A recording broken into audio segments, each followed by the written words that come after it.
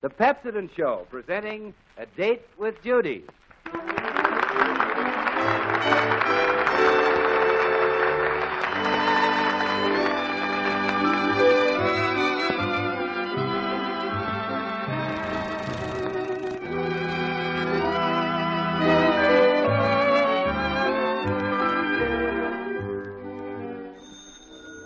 Hello? Hello, Judy. Can I have a date with you? Will you call for me in a taxi? Yes. Will you bring me a big box of candy? Yes. And orchids? Yes. Then I can't go out with you. Why not? My mother won't let me go out with boys I don't know.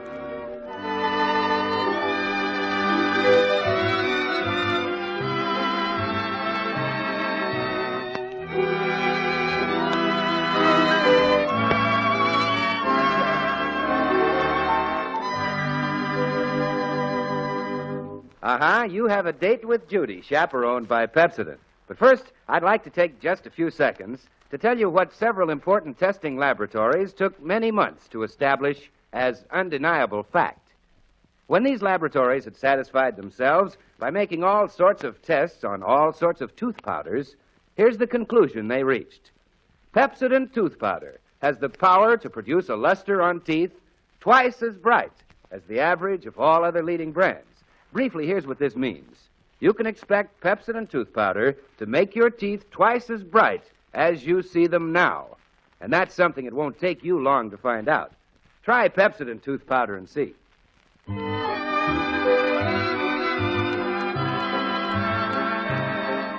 Well, it's a wonderful summer evening, but Judy doesn't feel wonderful.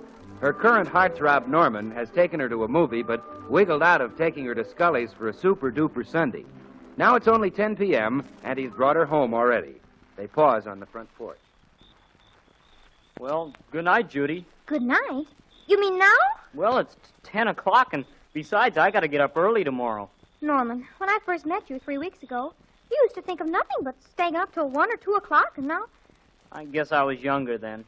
Norman, has something come between us? Well, no, I'm just sleepy, Judy. Well, you never used to get sleepy when we first started going out with each other. Well, the trouble is, I've stayed out so late with you every night that my constitution is sort of breaking down. Well, good night, Judy. Do you really mean it? Mean what? Good night. Yeah, I have to go. All right. Go ahead and go home. But just for that, I won't give you a date tomorrow night. Oh, okay. I'll go to bed early tomorrow night. Oh, good night. Oh, nausea. Judy, is that you? Yes, Father. This is me. I. Well, I'm glad to see you home so early. About time you realized your constitution required a little sleep. Will everybody please stop talking about constitutions all the time? Who talks about constitutions all the time? Everybody does, all the time. Is anything bothering you, dear? Not a thing, Mother. Not one eensy thing. Except every other girl in town trying to lure Norman away from me. Every other girl in town, Judy? Well, nearly everyone. Anyhow, Ruth. The old mortal enemy. She's utterly scrupulous. I know she lured Norman into a date last night. I had it from a reliable source. And now tonight he's too tired to stay up any later than 10 o'clock. She is scrupuleless. Say, who's been tearing my newspaper limb from limb? I guess I did. I was reading it. You were reading a newspaper? Why, Judy, there's no end to your reform. Hi, everybody. You know the news? How can I know the news with my newspaper in a condition like this? I'm at a radio quiz show. How very juvenile. Juvenile? You know what show this is? It's Put Up or Shut Up. Well, I suggest you shut up, Randolph, before you make a goop out of yourself in public. I imagine Randolph would be very good on a quiz show. Thank you, Mother. I'm glad there's somebody in this family who appreciates my ungoop-like qualities. If I win, I'll make 50 smacks. 50 what? Smacks, Father. Simoleons. Dollars to the hoi polloi. There's a big article all about it on page 2 of the paper. Page 2. I'd like to see John Kieran find page 2 of this mess. Good heavens. What's wrong, Melvin? Who cut this hole right smack through the middle of the sports page? Could it have been termites, Father? No, Randolph, it could not have been termites. Randolph, what did you cut out of here? It was a free offer, Father. How many times do I have to tell you, Randolph, that you can't get anything free in this world? Well, this one said absolutely free, Father. Let me see what you cut out. Yeah, here. Find your lost youth with our physical training course? Absolutely free introductory offer? Really, Randolph? Well, it's free, isn't it? I don't care how free it is. I don't care if they paid you to find your lost youth. If you found your lost youth, Randolph, we'd have to put you back in diapers. Yes, Father. But how about quiz shows? They give away money on them. Free, I mean. You earn money on those, Randolph. You have to have brains. Not on some of them you don't. They just pour the shekels all over you. Turn to page 2, Melvin. I'd like to hear more about this quiz. That's not so easy, the condition this paper's in. Well, darned if here isn't page 2, right after page 17. Go ahead and read it, Father. Yes, a special junior session of the popular quiz show, Put Up or Shut Up, will be broadcast from the ballroom of the Central Hotel on Sunday evening. It features as master of ceremonies the popular quizmaster, Tom Brenneman. Tom Brenneman? I wonder if he's from Wheeling, West Virginia. Oh, here's our son's name, Dora. Among the contestants are Randolph Foster, 716 Elm I Street. bet that is little Tom Brenneman from Wheeling, West Virginia. Bessie Brenneman's little boy. It says on the radio page he's 6'2" and weighs 187 pounds. I knew him when he was a youngster. He used to live next door when I visited in Wheeling, when I was a girl. Oh, what is all this droopy conversation about anyhow? So Randolph's going to be on the quiz show. So Mother knows the MC. So what? Well, I think it's rather interesting in view of Randolph's participation in the show. You answer it, Randolph. I don't want anybody to know I'm home so early from a date. I can't answer it. I'm wearing diapers. Oh, nobody gets any cooperation around here. Hello? Who? Ruth? Oh, well, I'm not really home. I mean, I'm home, but I have a date. Norman's outside on the porch. The invisible man. What? Oh, yes, Randolph's on the quiz show. He's very intelligent, you know. His teachers say he's positively abnormal. Your brother Curly's on the show, too? I'd like to see Curly beat Randolph. Why, Randolph is practically the most superior intellect in this town. Is she talking about me? Sure, I'll take a bet. I'll be mighty glad to take a bet. Anything you want. Name your own stakes. I feel just like Seabiscuit. The one whose brother loses doesn't accept a date with a boy for the entire month of August. That's rather steep, isn't it? Wowie. All right, I'll take it. If you think I don't think my brother is smarter than your brother, Curly, any day. Okay, it's all set. Goodbye. Oh, I didn't mean for you to bet your very life's blood on me. It was a rather daring thing to do, dear. Oh, what have I done? Oh, Randolph, you've got to be Curly. You've absolutely got to. Well, my whole future depends upon it. Randolph, I look at you with new respect. If Judy's willing to bet a month's dates on you, you must be a genius. Mother, you said you knew Tom Brenneman, didn't you? Yes, when he was about 4. Well, then, you've got to ask him for dinner the night before the show. But, Judy, I haven't seen him since he was 4. Mother, you wouldn't let the son of Bessie Brenneman, who used to live next door when you visited in Wheeling, West Virginia, come to town without having him to dinner, would you? I might. But Mother, after all, right next door. I'm beginning to think Judy's confidence in Randolph is a complete phony. Yes, Father. I'm beginning to doubt whether I'm really a genius at all.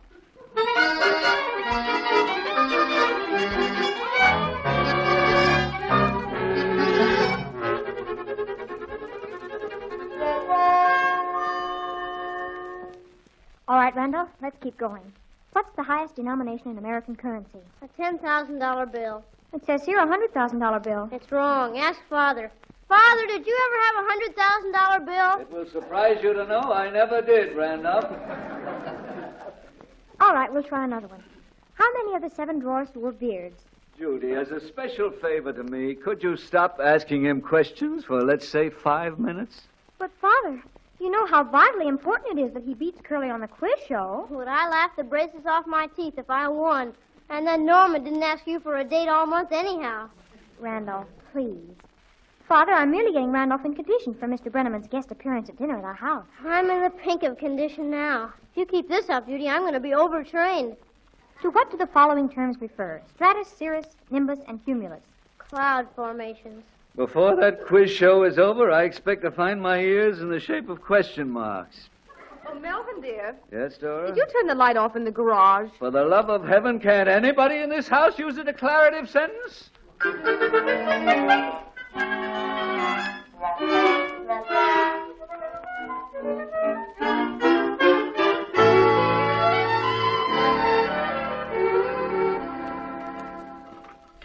You'd like another piece of chicken, wouldn't you, Mr. Brenneman? Oh, you're right. You're absolutely correct. Oh, it was wonderful of you to come to dinner here. I think it was terribly democratic and everything of you. She's just handing out the goo, Mr. Brenneman. She really wants something from you. Well, sir, you know, just yesterday a lady wanted something from me, my landlady. I don't mind quiz shows. It's the jokes I can't stand. I'll never forget what a cute little boy you were, Mr. Brenneman. Don't you think Mr. Brenneman is intelligent-looking, Mother? I mean, he has the most intelligent-looking nose. Well, you know, just yesterday a lady said to me, you have the most intelligent-looking nose, and I said, intelligent-looking noses run in our family. You get it? I get it. Oh, Mr. Brenneman, you were just the coochie-coochiest baby. Mother, what an embarrassing thing to say to Mr. Brenneman. Well, I don't see anything embarrassing about being a baby. After all, we were all babies once, in the early part of our lives, generally. Doesn't Randolph have the most intellectual sense of humor, Mr. Brenneman? Well, you know, just yesterday I met a lady who told me she'd been married 3 times, eloping across the border from California each time. And I said, what a sense of humor, Arizona.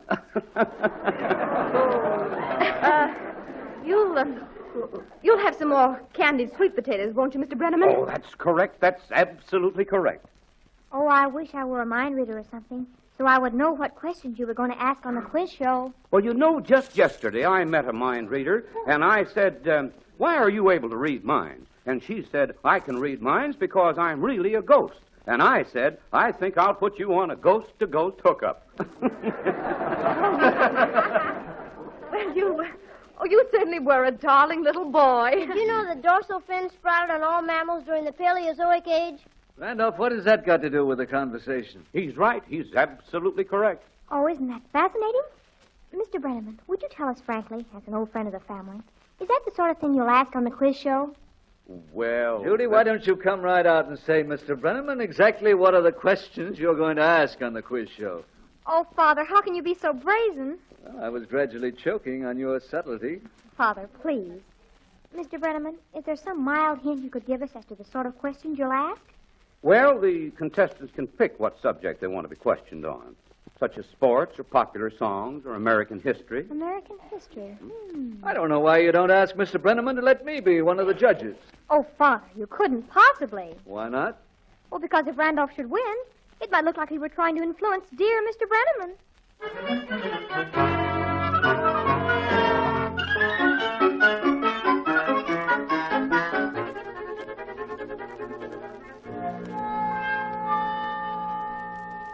Who said speak for yourself, John Alden? Priscilla. Who made the first American flag? Betsy Ross. Who saved John Smith? Pocahontas. What year did the Pilgrims land on Plymouth Rock? Look, Judy, you've asked me that 3 times, but they only landed once, 1620. Do you suppose there'd be any way to ease it around town that the Pilgrims landed in 1820 or something, so that it would mix up anybody else who happened to get that question? No. Well, let's continue. Judy, can't we stop for a while? But you've got to win. Just think how terrible it would be if you let Curly show you off. Just think how much worse it would be if you went without dates for a month. Now, look, Randolph, you've chosen American history for your classification, and you've simply just got to know some. Is there anything I can tell you that would come in handy? Not a thing. Randolph, this is serious. Go ahead and ask me some quiz questions. Okay, what's a teleoperogen? I don't know. You're right. You're absolutely right. Here's another one. What's a 4-letter English word ending in E-N-Y? A 4-letter word ending in E-N-Y. Any, Benny, Kenny, Denny, Annie, Stop the Benny, questions! Stop the questions! I can stand just so much and no more. Randolph, come here this instant. Yes, Father. Tell me quick before I go bats. What is a 4-letter word ending in E-N-Y? Deny, Father. Oh, for the love of heaven.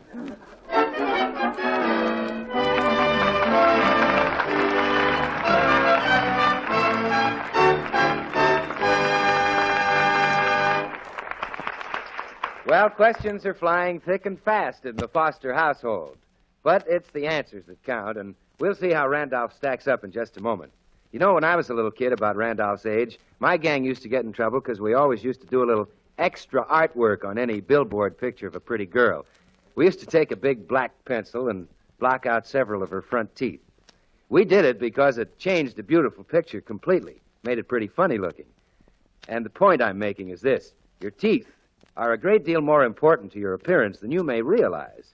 Dull, dingy teeth can ruin your smile. And when your smile is gone, ladies and gentlemen, you're gone. So don't take a chance on making a sad or funny picture of yourself. Brighten up your teeth. Brighten up your smile with Pepsodent tooth powder. Make your teeth flash brilliantly and make them attract attention. You can do it with Pepsodent tooth powder because Pepsodent contains composite metaphosphate, the wonderful, safe polishing agent that helps make your teeth twice as bright. Yes, twice as bright, my friends, as the average of all other leading brands by actual scientific test. No other tooth powder in the world contains composite metaphosphate. So go down to your corner store now, tonight, and ask for Pepsodent tooth powder, the kind that has the power to make your teeth twice as bright.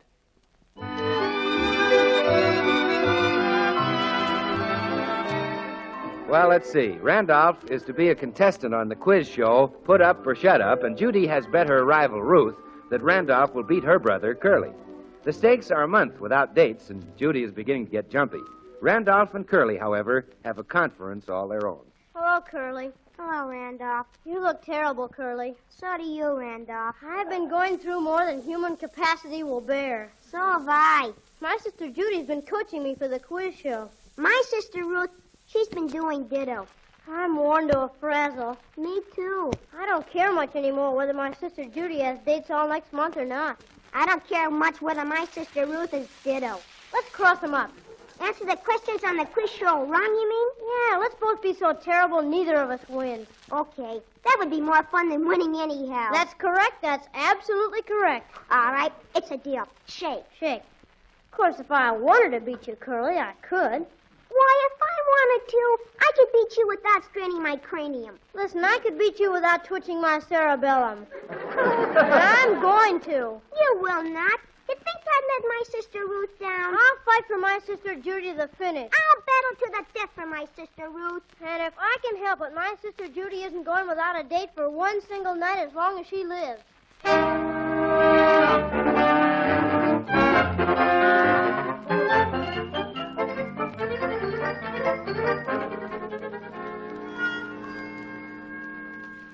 It was very intelligent of you to think of coming here to the library, Randolph, where we could really get some facts on American history. I'll be able to do some serious cramming here.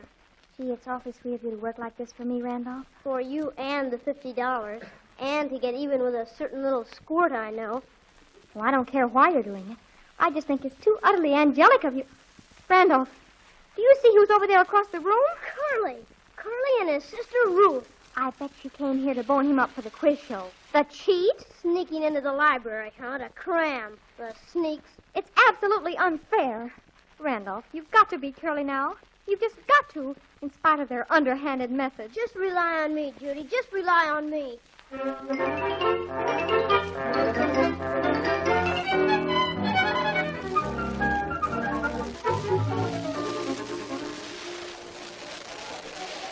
Here's some food, Father. Yes, Judy. Go on indoors. Thank you, dear. Oh, I'm so excited and nervous I can hardly inhale, Father. Gee, I hope Randolph backstage isn't as nervous and excited as I am nervous and excited sitting here in the audience. He's probably as exhausted as I am exhausted. Thank heaven it's here at last. I couldn't have stood another day of preparation. Oh, look, Father. Over there on the other side of the ballroom. Huh? There's Norman. I'm overwhelmed. And there's Ruthie and her family down front. I'll kind of give her a little smile. A little stinky smile. Poor girl. Little does she know that I'm going to have Norman exclusively during the whole month of August. I hope. Oh, I once saw a horse race for a stake of $100,000, but it was nothing to this. Look how goop-eyed she is, looking at Norman. Oh, Mother, it was so wonderful of you to have visited next door to Tom Brenneman's mother in Wheeling, West Virginia. You know, when I did that, I was probably thinking of this moment. They're beginning. Oh, there's Randolph sitting on the stage. Cross your fingers, Mother. Cross your fingers, Father. My brain's been crossed for a week now.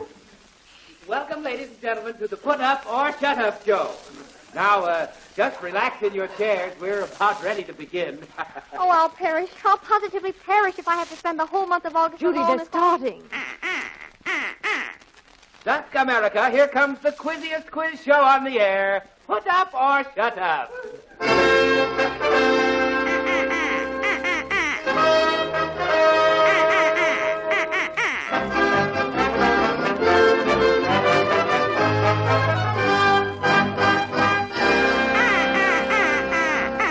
And here is the quizmaster himself, Tom Brenneman.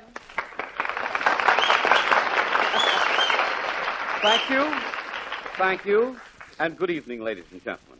As you know, each contestant chooses a subject. If he wins, he gets $50. If he loses, the duck gives him the bird, just like this. That's right. And now, our first contestant. Will you step right up here, young man? What is your name? Curly Whiteman, And how old are you, young fellow? 11 years old. Well, isn't that fine? You know, just yesterday, I heard about an 11-year-old boy who went around putting tacks on chairs. It was one of his standing jokes. And now, Curly, put up or shut up. What subject would you like to take tonight? We have famous quotations, classical music, women, American history. I'll take American history. Hey! What did that young man over there say? Nothing. Hey. Oh, I see. Well, to turn from the farm back to the show, the first question I'm going to ask my first contestant is, who said, speak for yourself, John Alden? Priscilla, You're right. You're absolutely right. And now, put up or shut up? I put up. That's fine. What year did the Pilgrims land on Plymouth Rock? Oh, Mother, I'm dying. I'm too positively dying. Randolph was going to take American history, and now Curly's taking it. And Randolph will have to take another subject. I'm sure he'll do well in any subject. But, Mama, all he knows is American history. I'm listening to Curly. Oh, I'm too positively dying. What am I going to do all the month of August? Oh, nausea. This is too positively drear. That was great, Curly. Yes, sir. You have a good chance to win $50. And now, the next contestant. What is your name, young man? Well, you know me. You were just over my... What did you say your name was? Randolph Foster. And your age? 10, I told you that. And now, what subject do you choose, young fellow? We have famous quotations, sports, women, fruits, vegetables. I'll take woman. Mm-hmm. Women. Now, Mr. Foster, are you sure you want women? Maybe something else is more suitable. Sports, for instance. I'll take women. I can't blame you. All right, now, is it true that 50% of all parents in the state of Pennsylvania are women? Certainly. You're right. You're absolutely correct. Any droop would know that. And now a chance to make 20 cents. And, of course, the grand bonus prize of the evening. $50 to the top contestant. Will you put up or shut up? I'll put up. All right. Now, according to social authorities, is it proper that a lady keep a gentleman waiting? That isn't proper, but it's being done. Now, my sister Judy, she has a system. She's always ready for an 8 o'clock date by 7 o'clock. But she keeps the guy waiting downstairs till 9, just to make it look like she isn't too anxious. Thank you very much. Just last night I had to wait. Sir, I had to wait. 200-pound girl sat on my lap. Boy, was she a weight. And now, will you put up or shut up? I'll put up if you'll shut up. What is the art of feminine makeup called? Cosmetology. That's correct. Absolutely correct. And is that an art? Sometimes when my sister Judy takes her makeup off, I don't know who she is. Well, you see, I was going to tell a joke here, but I don't think I will. You now have 40 cents, Randolph. Will you put up or shut up? Put up, naturally. Oh, such confidence. Now, the next question is, on what finger does a woman wear an engagement ring?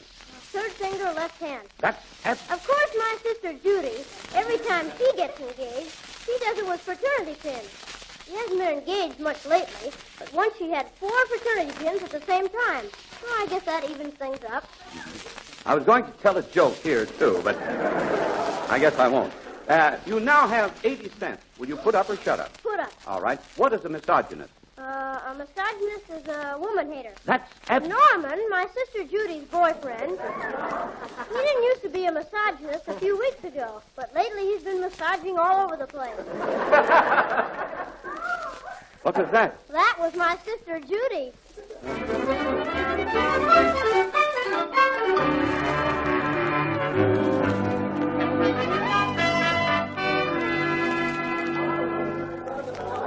Congratulations, Randolph. It was just wonderful. You're winning the $50 like that. Well, let me shake your hand, son. Boy, if I'd only learned about women from you. Gee, thanks, everybody, but it was nothing. Randall, I never was so humiliated in all my life. What's the matter with you, Judy? You didn't have to tell 30 million people about my whole private life, did you? Oh, I beat Curly, didn't I? That's what you wanted. Well, it's not like something going around the town. This has gone around the world. Look over there. There's your friend Ruth blubbering her way out of the place. Where? Jeepers, I bet she's burned up. Oh, but I wonder what Norman thinks now. He'll think you're mysterious. Just ask me. I know all about women. Oh, be quiet, everybody. Here comes Norman. Little does he know that he's going to be mine for the whole month of August. Hello, Judy. Hello, Mr. and Mrs. Foster. Hello, Norman. Gosh, congratulations, Randolph. Thanks, Norman. Gee, Norman, I think it was just luscious of you to come and talk to us like this. After the plug Randolph gave you on the show and all. Oh, that's all right, Judy. I just came over to say goodbye. Goodbye. Yeah, Judy, I'm leaving on a camping trip, and I'll be gone the whole month of August. The whole month of August. You're Oh. correct. Absolutely correct. What'll I do now? Well, I know what I'll do. I'll start my own quiz show, and my first question will be, quote, what keeps me from going nuts, unquote.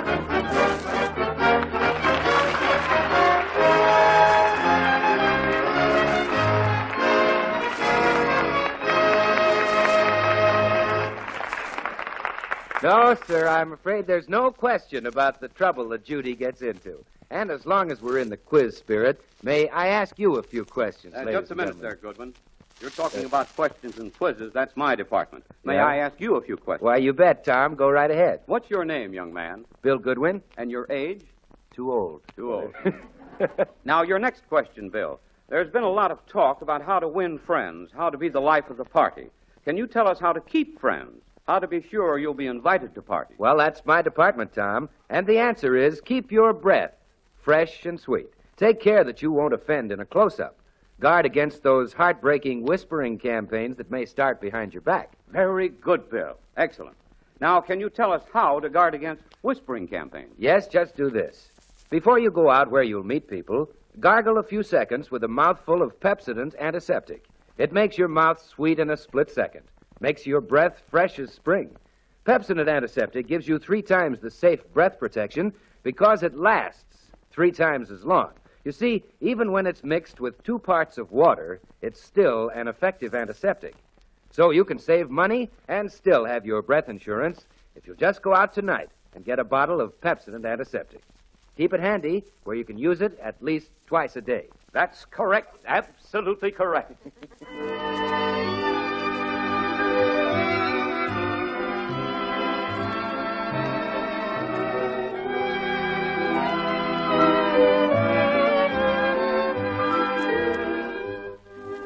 Good night, Judy. Good night. You know, we all had a perfectly luscious time. You did? Well, I'm not doing anything next Tuesday night. You're not? Well, we'll all be a buzzing of your doorbell then, Judy. Holy drooly.